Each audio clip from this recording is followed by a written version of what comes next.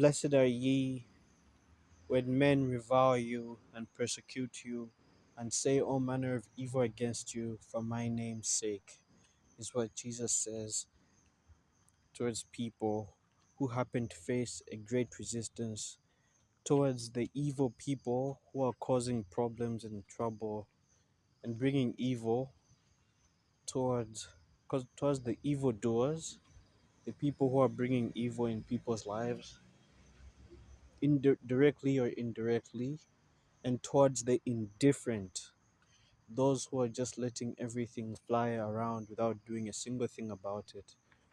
And to these kinds of people, to these kinds of people who do these kinds of things, that when they see someone who's truly glorifying God by living a life that pleases God, not just by artificial templated behaviors or do this and do that. No, no, no, no, no. As in them zealously. And yes, if you don't know what zeal is, this is very important. It's best if you find out what zeal is.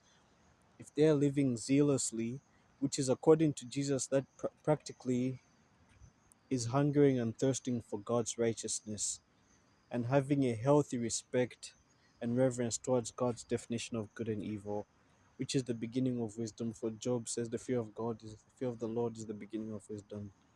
So when you find yourself living righteously or doing righteously or living in God's standards, while at the same time living your day-to-day life normally. And I know some people have this confusion when they say living according to God's standards is praying every single hour, every single minute, in every single day, and in reading the Bible every single hour, every single minute. And to be honest, I was also in that trap. I used to be in that trap.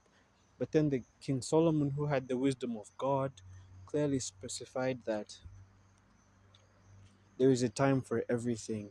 And because there is a time of everything, it's important to know that it's not about spending quantity time with God, it's about spending quality time with God. So even if it's just 5 hours or even just dedicating 10 minutes exclusively, or even 5 minutes, or even when you wake up or when you go to sleep, and inviting God into everything that you do isn't chanting God's name in all aspects of everything that you do, because that holds risk of calling his name in vain.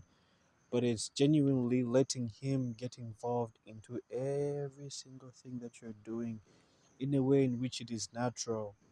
And when this happens, you're going to notice that as you're normalizing